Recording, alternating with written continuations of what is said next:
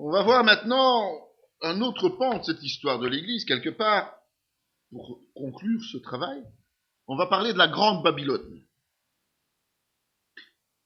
On a vu qu'au moment de l'enlèvement, tous ceux qui se disent chrétiens ne seront pas nécessairement enlevés. Et on sait que l'Église, au sens humain du terme, va continuer à exister. On peut facilement imaginer que dans une église locale, quelques membres soient enlevés et que d'autres ne le soient pas, et que le dimanche suivant, ils se rassemblent pour continuer leur culte. Pourquoi pas? Pour eux, c'est logique. Pour eux, c'est normal. Donc on va un peu étudier, voir ce qui va se passer de ce qu'on peut appeler l'église apostate. Alors on va faire un petit tour en arrière, et dans Genèse 11, ils dirent alors, allons bâtissons une ville et une tour dont le sommet touche au ciel, et faisons-nous un nom afin que nous ne soyons pas dispersés sur la face de la terre. L'Éternel descendit pour voir la ville et la tour que bâtissaient les fils des hommes, et l'Éternel dit, voici, ils forment un seul peuple et ont tous une même langue, et c'est là ce qu'ils ont entrepris. Maintenant, rien ne les empêcherait de faire tout ce qu'ils auraient projeté. Allons, descendons, et là confondons leur langage, afin qu'ils n'entendent plus la langue des uns des autres. Et l'Éternel les dispersa loin de là, sur la face de toute la terre, et ils cessèrent de bâtir la ville. C'est pourquoi on l'appela du nom de Babel, car c'est là que l'Éternel confondit le langage de toute la terre, et c'est là que l'Éternel les dispersa sur la face de toute la terre. Babel, Babylone, hein.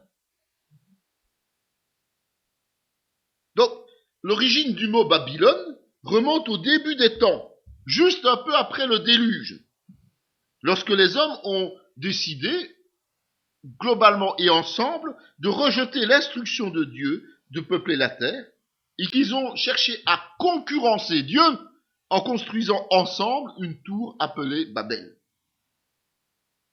Dieu les a dispersés de force, comme on l'a vu, et les a rendus incapables de se comprendre.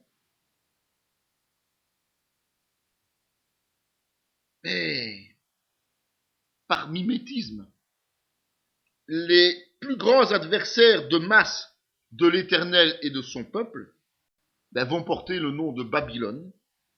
Babylone est le symbole de l'orgueil dans tous les récits bibliques.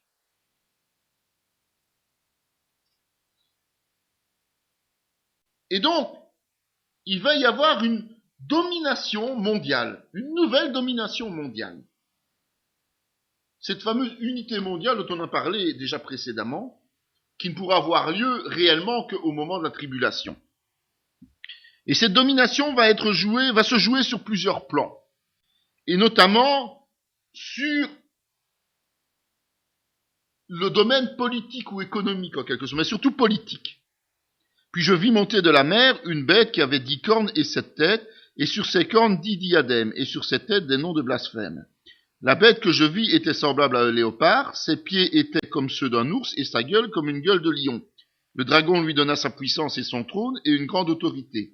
Et je vis l'une de ses têtes comme blessée à mort, mais sa blessure mortelle fut guérie, et toute la terre était dans l'admiration derrière la bête, et ils adorèrent le dragon, parce qu'il avait donné l'autorité à la bête. Ils adorèrent la bête en disant, qui est semblable à la bête et qui peut combattre contre elle.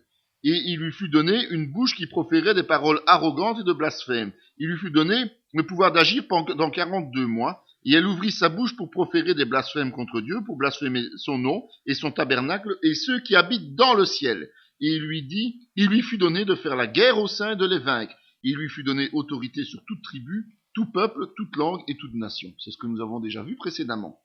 Daniel 9 nous dit ceci, il fera une solide alliance avec plusieurs pour une semaine, et durant la moitié de la semaine, il fera cesser le sacrifice et l'offrande. Le dévastateur commettra les choses les plus abominables, jusqu'à ce que la ruine de ce qui a été résolu fonde sur le dévastateur. Et dans Matthieu 24, Jésus disait, c'est pourquoi lorsque vous verrez l'abomination de la désolation, dont a parlé le prophète Daniel, établie en lieu saint, que celui qui lit fasse attention.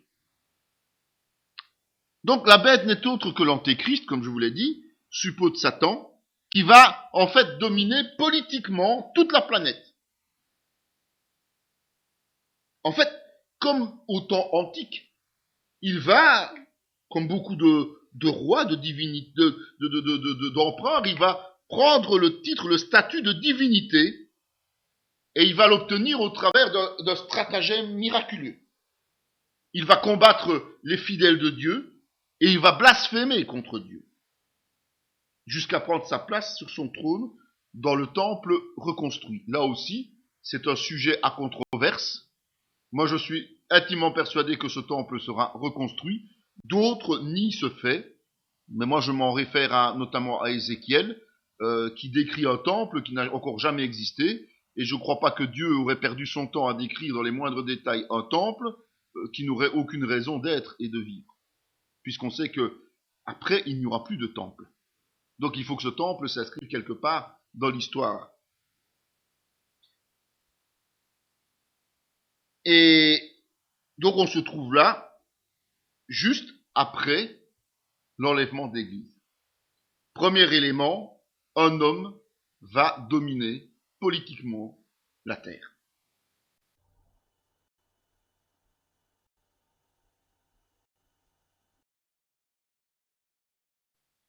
L'autre élément, c'est la chute de l'empire économique mondial.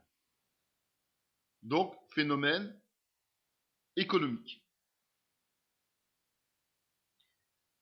En fait, l'Apocalypse traite d'abord en réalité du sort de l'Église apostate avant celle de la mondialisation économique.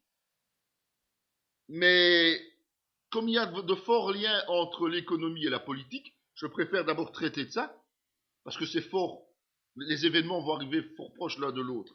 Donc on va d'abord prendre ce passage. Il cria d'une voix forte, disant, elle est tombée, Babylone la grande, elle est devenue une habitation de démons, un repère de tout esprit impur, un repère de tout oiseau impur et odieux, parce que toutes les nations ont bu du vin de la fureur de son impudicité, et que les rois de la terre se sont livrés avec elle à l'impudicité, et que les marchands de la terre se sont enrichis par la puissance de son luxe. C'est un jugement annoncé contre cette Babylone nouvelle. Un peu comme ça s'est passé avec la Babylone de l'Antiquité. L'empire de Babylone est tombé pour sa richesse matérielle et intellectuelle, mais aussi pour son idolâtrie. Rappelez-vous, Babylone a quand même été le peuple qui a déporté Juda. Et il a été anéanti, totalement anéanti. Et donc, ce mimétisme fait que le mot reste, le nom de Babylone nouvelle est important parce que tout simplement, ça fait tout de suite penser et réagir selon cette Babylone ancienne. On sait ce qui s'y passait, donc on sait ce que Dieu veut dire au travers de cette économie mondiale. On voit que c'est la perversion et l'appât du gain excessif qui sont l'apanage du système économique mondial.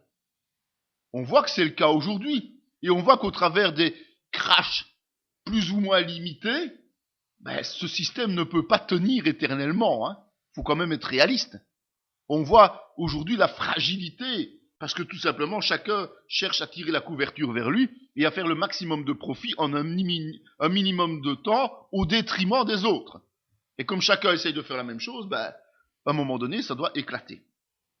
Et j'entendis du ciel une autre voix qui disait, sortez du milieu d'elle, mon peuple, afin que vous ne participiez point à ses péchés et que vous n'ayez point de part à ses fléaux. C'est une preuve époustouflante de l'amour de Dieu pour son peuple.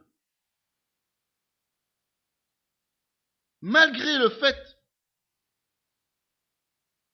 que nous sommes aujourd'hui avertis au travers de la parole de ne pas nous pervertir avec ce système économique actuel, de ne pas rentrer dans ce système, on voit quand même que, au moment crucial, Dieu va encore envoyer un ange pour nous rappeler à l'ordre.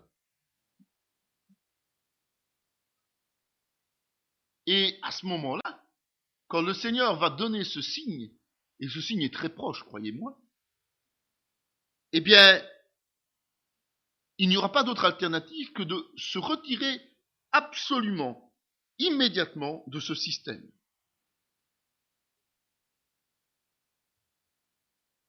Et on verra que pour cela, il faudra refuser la fameuse marque de la bête.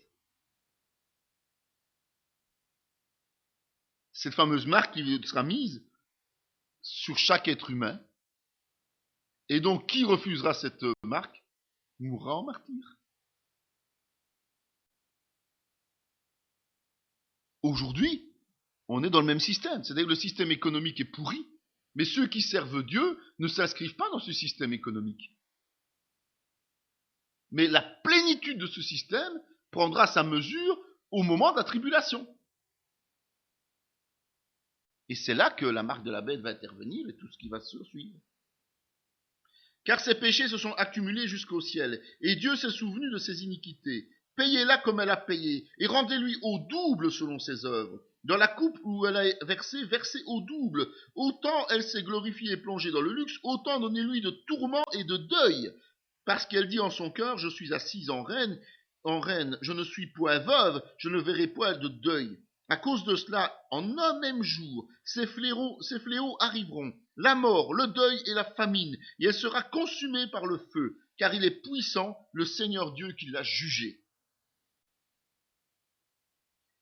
Ce qui est aujourd'hui une aisance économique, qui va peut-être continuer à s'amplifier, malgré quelques crashs et ces crashs sont des avertissements, en fait, de la fragilité du système. Eh bien, une fois que l'Église sera enlevée, évidemment, il n'y aura plus aucune bride, aucune possibilité d'arrêter ce mouvement. Aujourd'hui, les chrétiens peuvent encore, par leurs prières, par leurs interventions, par leur comportement, agir à contre-courant et donc freiner l'évolution de cette débilité humaine. Mais là, il n'y aura plus personne pour le faire. Et quand l'aisance économique sera atteinte, eh bien, Dieu va frapper. Et Dieu va frapper d'une telle manière que tout ce qui a existé dans ce luxe et cette manière tout à fait folle de vivre, eh bien, va faire en sorte que la proportion de la punition sera bien au-delà de ce confort de vie que ces gens se sont créés. Ils n'auront même plus assez de larmes pour pleurer.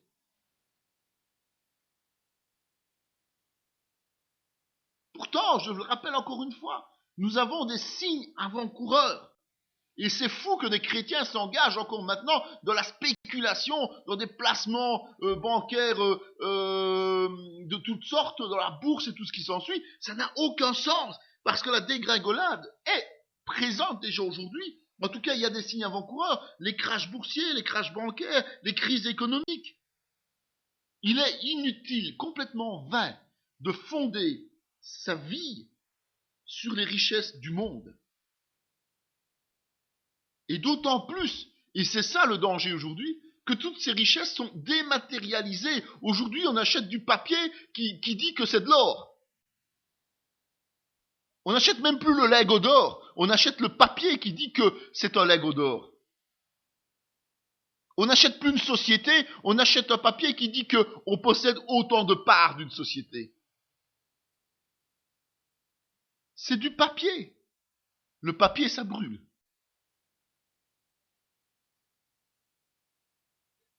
Alors un ange puissant prit une pierre semblable à une grande meule, et il la jeta dans la mer en disant, ainsi sera précipitée avec violence Babylone, la grande ville, et ne sera plus trouvée. Ça va se passer d'une manière brutale et inattendue. Et c'est une destruction totale. Il n'y aura plus de possibilité de relèvement. C'est fini, fini, fini, pour toujours.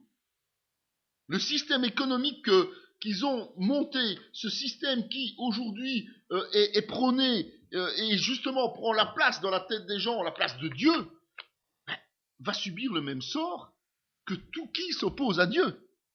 Ça va disparaître en un instant. Et comme je l'entends, il est dit dans Apocalypse 18, ciel, réjouis-toi sur elle. Et vous les saints, les apôtres et les prophètes, réjouissez-vous aussi, car Dieu vous a fait justice en la jugeant. Nous qui sommes des serviteurs de Dieu, eh bien nous sommes invités à nous réjouir des crashs boursiers, nous réjouir de l'économie qui s'effondre, nous réjouir de ce que les hommes soient ébranlés par cette situation. Aujourd'hui, les États couvrent encore, par exemple, donc comme les nôtres, couvrent les pertes des épargnants, mais à un moment donné, ce sera impossible. S'ils avaient dû couvrir et les banques, par exemple, et les pertes d'épargne des épargnants, c'était déjà fini, on ne savait plus le faire. Donc nous sommes vraiment sur la corde raide. Nous devons nous en réjouir parce que ce sont les signes que la fin des temps est proche. Et cette fin des temps va nous amener dans cette plénitude du Seigneur, nous. Donc merci mon Dieu, et continuons à œuvrer. La règle, c'est que l'amour parfait renversera toujours toute logique cupide, parce que l'amour vient de Dieu, et c'est sa justice qui s'applique au travers de son amour. C'est important. Et puis, comme je le disais, l'autre pôle, c'est que non seulement il va y avoir une puissance politique et économique qui va s'effondrer, mais il y a aussi une religion mondiale qui est considérée comme prostituée par Dieu. Puis je vis monter de la terre une autre bête, qui avait 2 cornes semblables à celles d'un agneau, et qui parlait comme un dragon. Elle exerçait toute l'autorité de la première bête en sa présence, et elle faisait que la terre et ses habitants adoraient la première bête, dont la blessure mortelle avait été guérie. Elle opérait de grands prodiges, même jusqu'à faire descendre du feu du ciel sur la terre à la vue des hommes. Et elle séduisait les habitants de la terre par les prodiges qui lui avaient été donnés d'opérer en présence de la bête, disant aux habitants de la terre de faire une image à la bête, et qui avait la blessure de l'épée et qui vivait. Il lui fut donné d'animer l'image de la bête, afin que l'image de la bête parlât, et qu'elle fit que tous ceux qui n'adoraient pas l'image de la bête fussent tués. Et elle fit de tous, petits et grands, riches et pauvres, libres et esclaves, reçussent une marque sur la main droite et sur leur front, et que personne ne put acheter ni vendre sans avoir la marque, le nom de la bête et le nombre de son nom. C'est ici la sagesse, que celui qui a de l'intelligence calcule le nombre de la bête, car c'est un nombre d'hommes, et son nombre est 666. On a parlé beaucoup de l'antéchrist, mais l'antéchrist va être secondé par le faux prophète. Et c'est ce faux prophète qui va être celui qui va instaurer cette religion mondiale. Il va, aux yeux des hommes, être en possession d'un pouvoir spirituel. Et il va réussir à amener les gens à adorer l'antéchrist ressuscité. Il va instaurer des règles qui vont rendre les hommes esclaves de Satan au travers de cette fameuse marque imposée.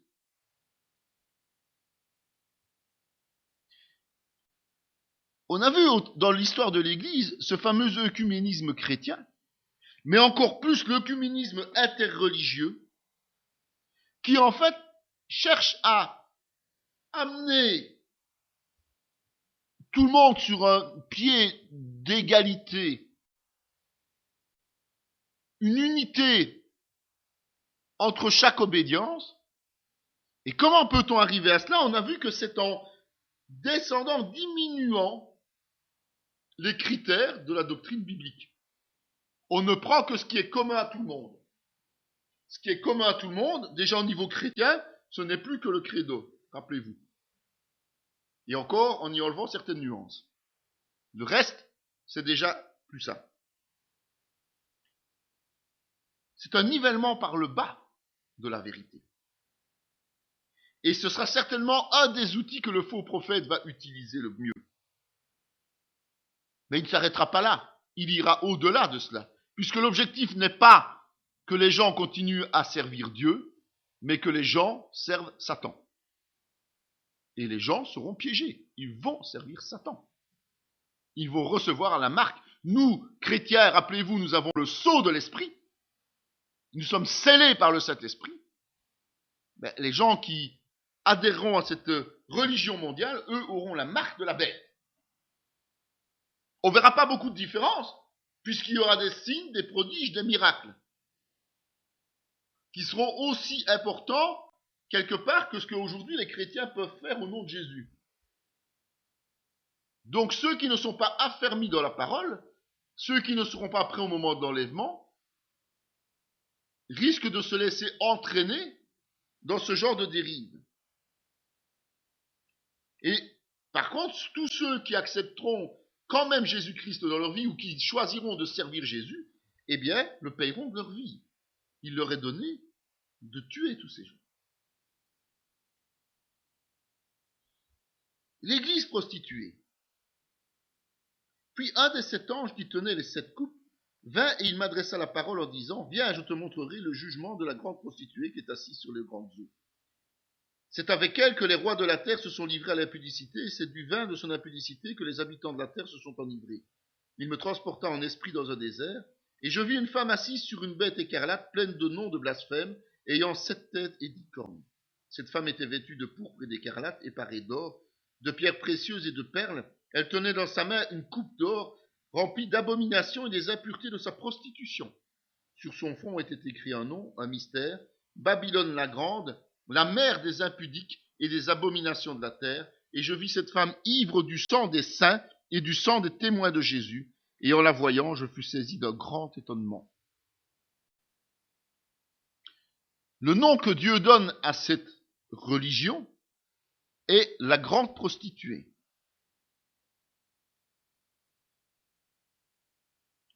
Elle sera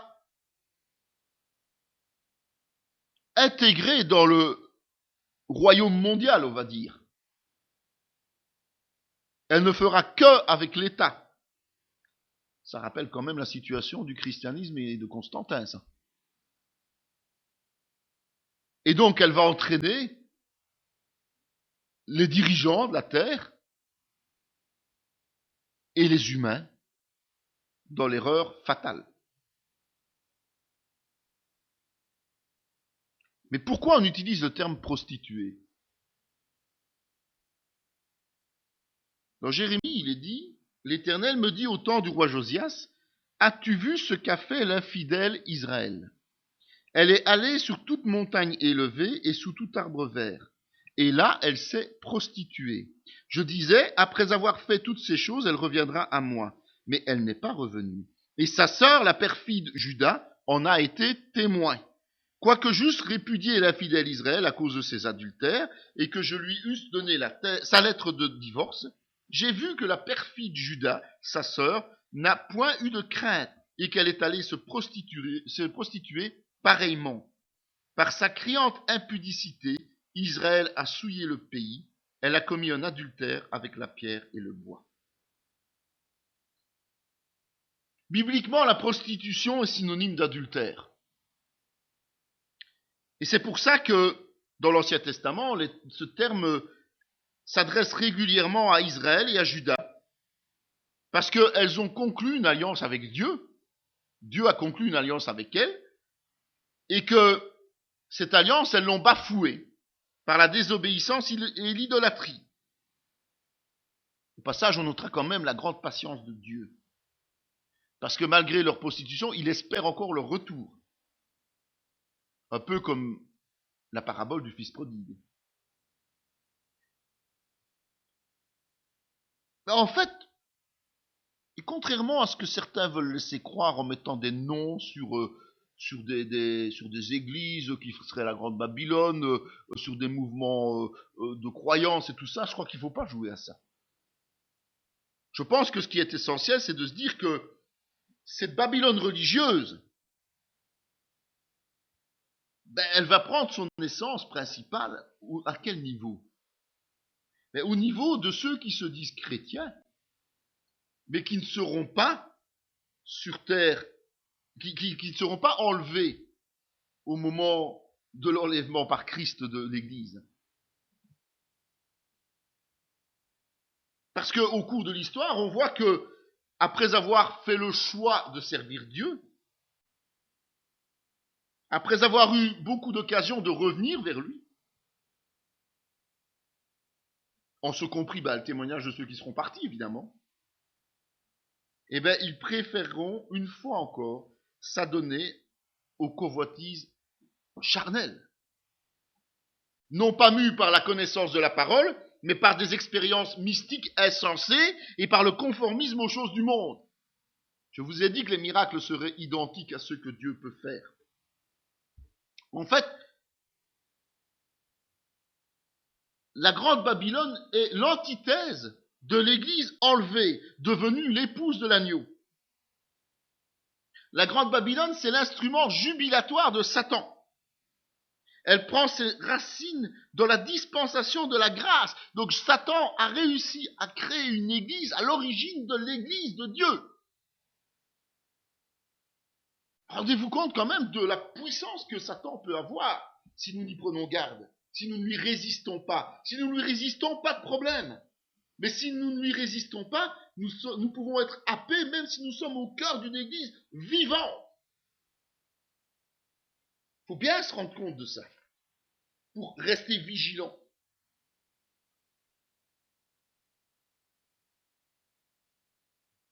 En fait, tout qui aujourd'hui trahit son engagement par rapport à Christ, tout qui trahit la vérité biblique par son comportement, par ses paroles, par son manque de connaissance, eh bien fait le lit de la grande prostituée en devenir.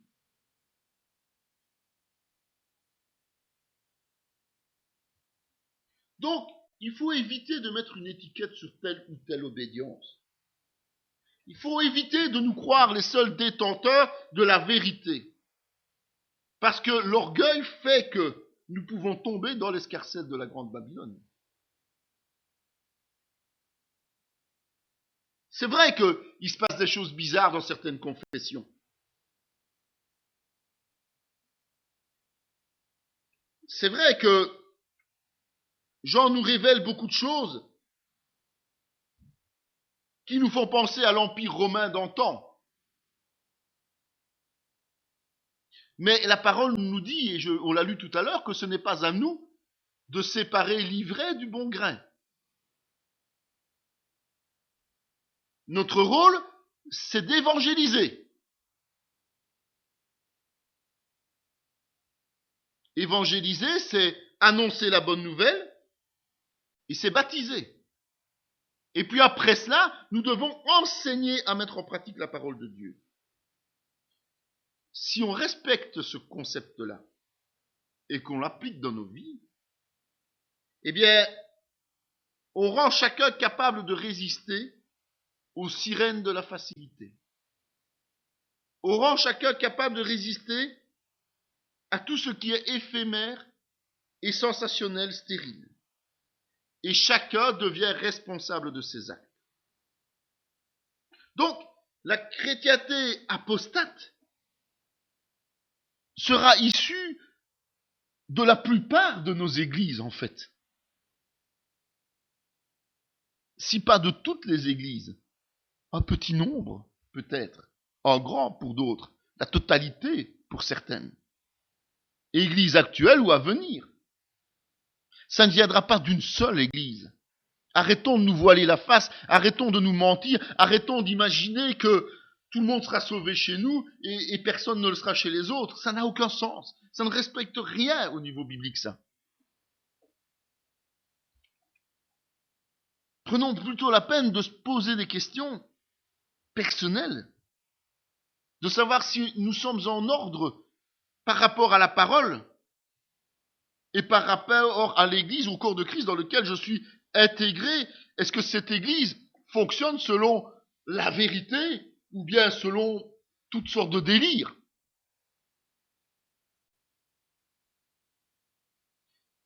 Alors si nous nous rendons compte que nous sommes dans une Église qui ne correspond pas à la parole de Dieu, ben notre devoir est soit d'œuvrer pour qu'il y ait des changements, si on peut le faire, soit de partir en courant du milieu d'un nid de vipères, parce que sinon on risque de louper le coche de l'enlèvement. Et cette église apostate a devant elle une condamnation extraordinaire, un jugement à la hauteur de son infidélité. Il faut bien s'en rendre compte aussi.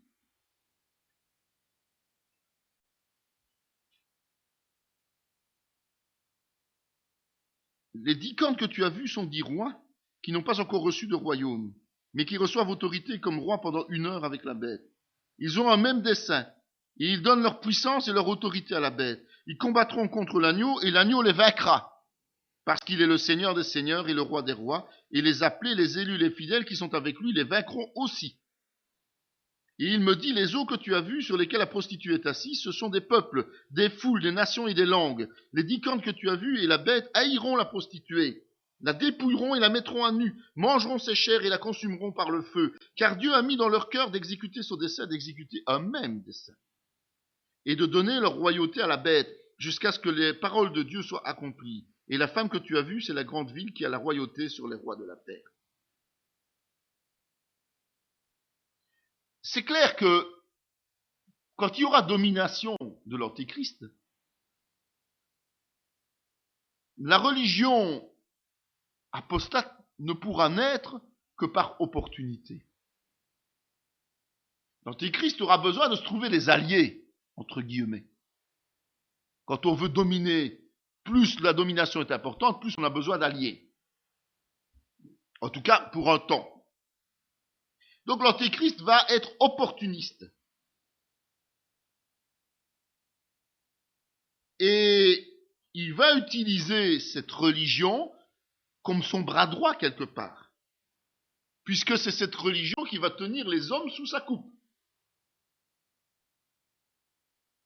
Ça va servir de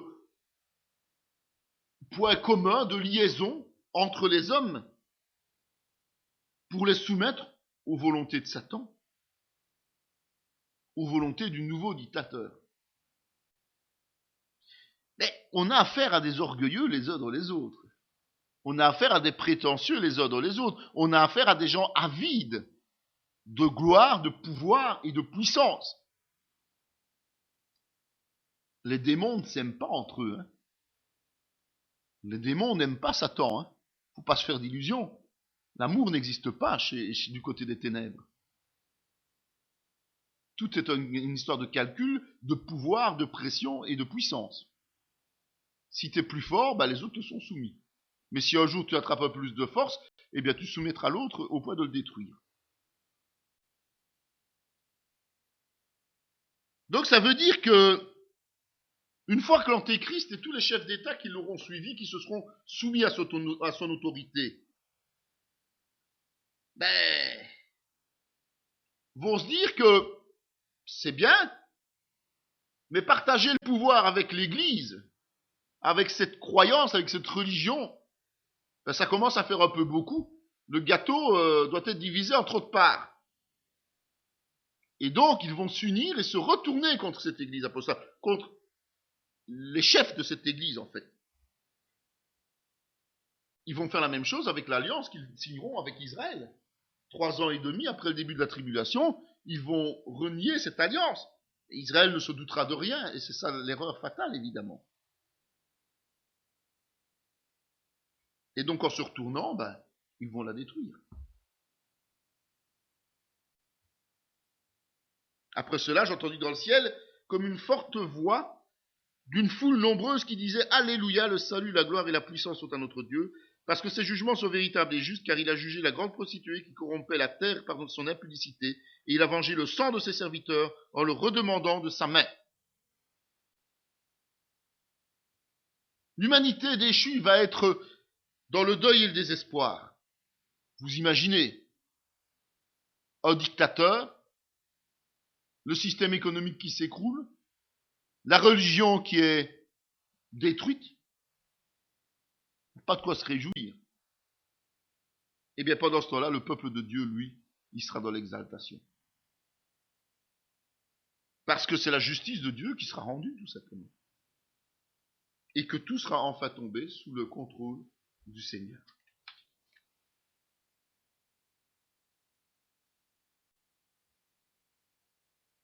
Pour conclure toute ce cours de l'histoire de l'Église, qui est un très long marathon. Je voulais reprendre ce passage qui dit dans Acte 3, « Mais Dieu a accompli de la sorte ce qu'il avait annoncé d'avance par la bouche de tous ses prophètes, que son Christ devait souffrir. Repentez-vous donc et convertissez-vous, pour que vos péchés soient effacés, afin que des temps de rafraîchissement viennent de la part du Seigneur, et qu'il envoie celui qui vous a été destiné, Jésus-Christ, que le ciel doit recevoir jusqu'au temps du rétablissement de toutes choses, dont Dieu a parlé anciennement par la bouche de ses saints prophètes. Moïse a dit, « Le Seigneur notre Dieu nous suscitera d'entre vos frères un prophète comme moi. Vous l'écouterez dans tout ce qu'il vous dira, et quiconque n'écoutera pas ce prophète sera exterminé du milieu du peuple. » Tous les prophètes qui ont successivement parlé depuis Samuel ont aussi annoncé ces jours-là. Aujourd'hui, la parole de Dieu nous est transmise principalement par les Écritures. Et plus qu'hier encore, nous devons vraiment nous fonder sur les révélations qui y sont données. Pour comprendre une chose, c'est qu'il est grand temps d'agir.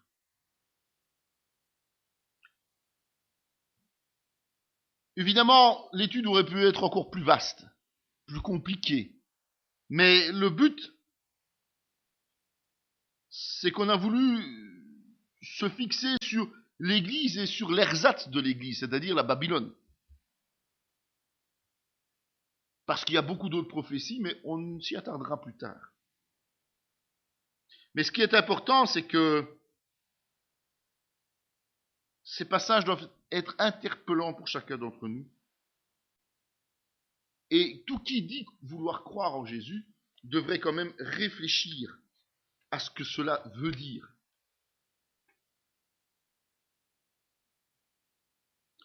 C'est vrai que dans la troisième partie de l'histoire de l'Église qu'on a abordée,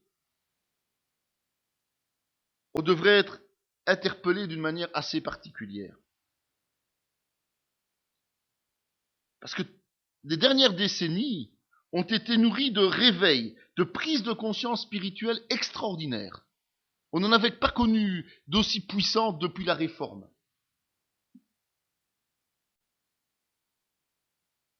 Et on voit qu'en parallèle à ça, ou en opposition, eh bien, il n'y a jamais eu autant non plus de théories étrangères à la parole de Dieu, qui sont basées soit sur la tradition, soit sur l'expérience spirituelle mystique. Quand on lit les 7 lettres aux églises, et d'autres passages du Nouveau Testament, si on les prend au pied de la lettre, si on ne cherche pas à donner une dimension spirituelle inaccessible pour éviter de devoir respecter ce qu'elles disent, on s'aperçoit d'une chose principale, c'est que nous sommes amenés à fonder notre foi sur la parole vivante de Christ, avant d'introduire toute autre donnée, quelle qu'elle soit, dans notre quotidien religieux. Rappelons-nous quand même et reconnaissons que la destinée qui nous attend dans l'éternité mérite de procéder aujourd'hui à une autocritique personnelle pour être parmi les qualifiés au moment de l'enlèvement.